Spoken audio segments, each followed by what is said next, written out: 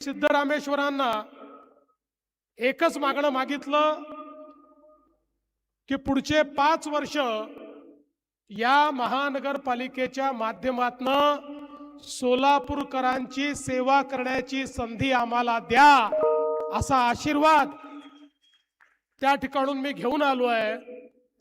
मला हे माहिती आहे की एकदा सोलापूरला सिद्धरामेश्वरांचा आशीर्वाद मिळाला की कोणालाही मागे वळून पाहावं लागत नाही। खरं तर आपल्याला माहिती आहे यात्रा सुरू झाली आहे। 13 तारखेला मुख्य अक्षता सोहळा आहे। 3 लाख लोक शहरात असतील, पण तरी देखील आपली नजर ही 15 तारखेवर आहे। 15 तारीख देखील आपल्याकरता खूप महत्त्वाची आहे, कारण जे सोलापूरकर आहेत, सोलापूरची जनता आणि त्याची सेवा ही देखील आपल्याकरता ईश्वर सेवाच आहे। आणि म्हणून मी आपल्या सर्वांना विनंती करतो की 15 तारखेकडे आपण सगळ्यांनी लक्ष ठेवावं आणि या ठिकाणी या सोलापूरमध्ये पुन्हा एकदा भारतीय जनता पक्षाला विजयी बनवावं। खरं तर सोलापूरचा विचार केला तर दक्षिण भारताचं प्रवेशद्वार आहे। सोलापूरचा विचार केला एक बहुसांस्कृतिक, बहुभाषिक, कष्टकरी, स्वाभिमानी, संघर्षशील अशा लोकांचं शहर म्हणून या सोलापूरची ओळख आहे। संघर्ष ही इथली जीवन पद्धती आहे। हातमाग असेल, यंत्रमाग असेल, उद्योग, विणकर, बिडी कामगार अशा सगळ्यांच्या कष्टातून एक अर्थव्यवस्था या ठिकाणी निर्माण झाली आहे। आणि आता तर एक नवीन ओळख आपली की हा जिल्हा एक प्रकारे डाळिंबाची राजधानी म्हणून अलीकडच्या काळात ओळखला जातो। अशा पद्धतीने एक नवीन ओळख देखील आपल्याला मिळाली आहे। शेती असेल, सहकार असेल, शिक्षण असेल, या सगळ्या गोष्टीचं केंद्र म्हणून आपल्या सोलापूरकडे पाहिलं जातं। सोलापूरची चादर असेल, कडक भाकरी असेल, शेंगा चटणी असेल, हुरडा असेल, ही सगळी ओळख या शहराने मिळवलेली आहे। पण आता या ओळखीसोबत या शहराला एका आधुनिक शहराची ओळख देखील आपल्याला मिळवून द्यायची आहे। आणि म्हणून मागच्या काळामध्ये जेव्हा या महानगरपालिकेमध्ये काम करण्याची संधी मिळाली, ज्या काळात मी महापौर होतो, मोठ्या प्रमाणात आपण या शहरामध्ये काम करण्याचा प्रयत्न केला। आपल्याला कल्पना आहे आपल्या देशाचे प्रधानमंत्री माननीय नरेंद्र मोदीजींनी सांगितलं की आपल्याला शहरांचा विकास करायचा आहे। 70 वर्ष या देशामध्ये शहरांकडे दुर्लक्ष झालं, पण मोदीजी म्हणाले शहरांचा विकास करावा लागेल, कारण अन्न, वस्त्र, निवारा, शिक्षण, आरोग्य, रोजगार या मूलभूत गोष्टींकरता गावातनं लोक शहरामध्ये येतात। आलेल्या लोकांना त्या ठिकाणी राहायला जागा नसते, मग झोपडपट्ट्या तयार होतात, अतिक्रमण होतात, पिण्याच्या पाण्याची समस्या निर्माण होते, घनकचऱ्याची समस्या निर्माण होते, सांडपाणी नदीतनं आपल्या नाल्यातनं व्हायला लागतं, त्यातनं मच्छर होतात, डास होतात, त्यातनं रोगराई होते, दुर्गंधी होते। शहराचं जीवन हे या वाढत्या लोकसंख्येमुळे त्या ठिकाणी सातत्याने खराब होताना आपण बघितलं। पण 70 वर्ष या शहरीकरणाकडे पूर्णपणे दुर्लक्ष करण्याचं काम त्या वेळच्या सरकारने केलं। पहिल्यांदा मोदीजींनी आल्यानंतर सांगितलं आपली शहरं विकासाचं केंद्र झाली पाहिजेत। ही शहरं देशाच्या जीडीपीचा 65% जीडीपी तयार करतात। शिक्षण आणि आरोग्याच्या सोयी इथे आहेत, रोजगार शहरामध्ये आहे। आणि म्हणून शहरात राहणारा गरीब, शहरात राहणारा मध्यमवर्गीय याच्या जीवनामध्ये परिवर्तन करण्याकरता या शहरीकरणाचं नियोजन केलं पाहिजे। आणि म्हणून पहिल्यांदा आपल्या देशामध्ये मोदीजींनी शहराकरता देखील योजना सुरू केल्या।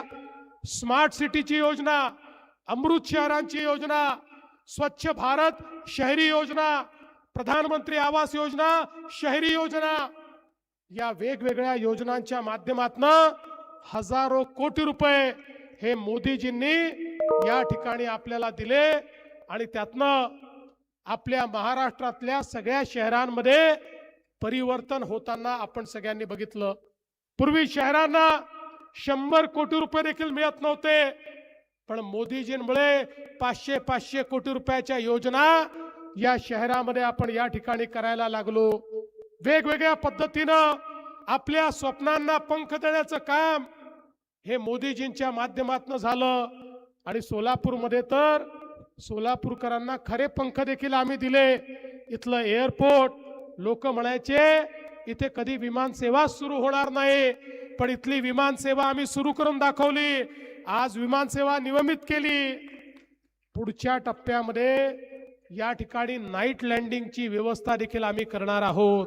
याचं कारण आहे, एक काळ असा होता एखादं विमानतळ श्रीमंतांची निशाणी होती, पण आता विमानतळ ही केवळ श्रीमंतीची निशाणी नाही आहे। ज्या शहरातलं विमानतळ चालतं, ज्या शहरातल्या विमानतळावर फ्लाईट उतरतं, त्याच शहरात उद्योग जातात, त्याच शहरात व्यापार वाढतो। जिथे एअरपोर्ट नाही, जिथे फ्लाईट नाही, त्या ठिकाणी उद्योजक आता जात नाही। आणि म्हणून हे केवळ कोणाला तरी हैदराबादला, कोणाला तरी दिल्लीला, कोणाला तरी मुंबईला जाण्यापुरतं हे एअरपोर्ट केलेलं नाही, तर पुढच्या सोलापूरच्या औद्योगिक नगरीला पुन्हा भरभराटी आली पाहिजे, याकरता या एअरपोर्टचं काम आपण केलं। आणि सोबत आपल्या मोदीजींनी या ठिकाणी वंदे भारत ट्रेन देखील या सोलापूर करता सुरू केली। आज आपण बघा, मोदीजींचं तर या सोलापूरवर इतकं प्रेम आहे। आता नुकतंच या ठिकाणी सोलापूर जिल्ह्याकरता एक नवीन रस्ता हा मोदीजींनी दिला, नाशिक सोलापूर अक्कलकोट। काही लोकांना असं वाटत असेल हा मधलाच कुठला तरी रस्ता आहे, हा मधलाच कुठला तरी रस्ता नाही आहे। हा एक असा महामार्ग आहे की जो तुम्हाला नवीन होणाऱ्या वाढवण बंदराशी जोडतो। वाढवण बंदर जे देशातलं सगळ्यात मोठं बंदर आहे, जे जगातल्या पहिल्या 10 बंदरांपैकी एक आहे।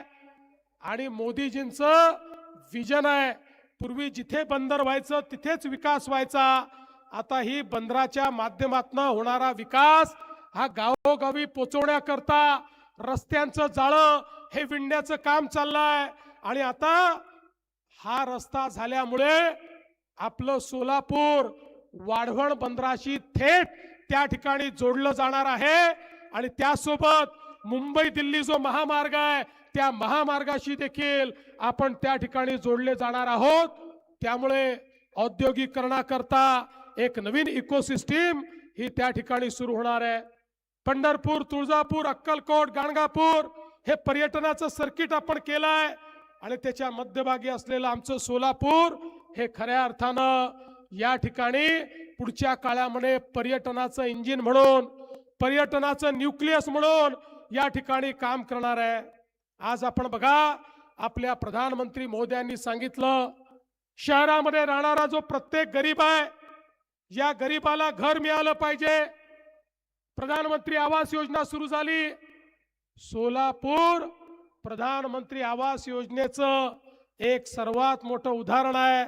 मागच्या काळात मालकांनी आम्हाला बोलवलं होतं, 15,000 घरांचा प्रकल्प आम्ही त्या ठिकाणी उद्घाटित केला। त्याच्या आधी 30,000 घरांचा प्रकल्प उद्घाटित केला। गरीबातल्या गरीब माणसाला घर देण्याचं काम आपण करतोय। आणि त्यासोबत झोपडपट्टीमध्ये राहणारा जो व्यक्ती आहे त्यालाही आता घर आपण देतो आहोत। पण हे देत असताना एक अडचण समोर आली, त्यांच्याजवळ त्यांच्या जमिनीचा मालकी हक्काचा पट्टा नाही। 2च महिन्यापूर्वी आपण राज्याच्या मंत्रिमंडळात निर्णय केला, आता घराकरता, झोपडी करता ज्यांनी अतिक्रमण केलं असेल अशा प्रत्येकाला त्याच्या जमिनीच्या मालकी हक्काचा पट्टा आणि PR कार्ड आपण देणार आहोत। आणि त्या ज्याचं कच्चं घर असेल त्याला प्रधानमंत्री आवास योजनेत पक्क्या घराकरता पैसे देखील आपण देणार आहोत। एक प्रकारे मोठ्या प्रमाणात या ठिकाणी काम चाललेलं आहे। रेल्वे मार्गाचं विस्तारीकरण चाललंय। या ठिकाणी अक्कलकोट रोड आणि होडगी रोडवरच्या ज्या औद्योगिक वसाहती आहेत तिथेही आपण व्यवस्थांचा विस्तार करतो। सोलापूर स्मार्ट सिटीच्या माध्यमातून 883 कोटी रुपयाचे प्रस्ताव आपण केले आहेत.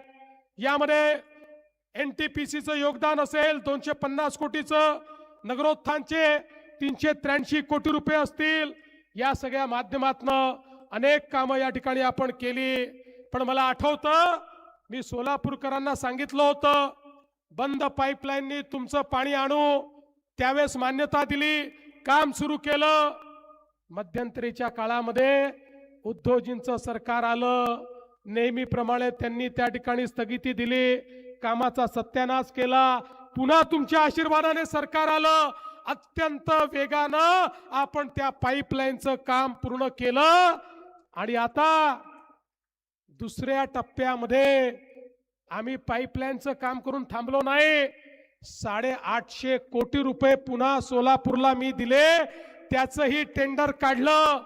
सोलापूरकरांना माझा शब्द आहे, आमच्या या टेन्युअर मध्ये सोलापूरच्या प्रत्येक घरामध्ये दररोज पिण्याचं स्वच्छ पाणी आणल्याशिवाय आम्ही आता थांबणार नाही. एकही घर सोलापूरचं सुटणार नाही. प्रत्येक घरामध्ये पिण्याचं पाणी आम्ही त्या ठिकाणी आणू.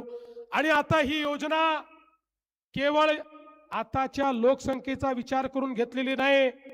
2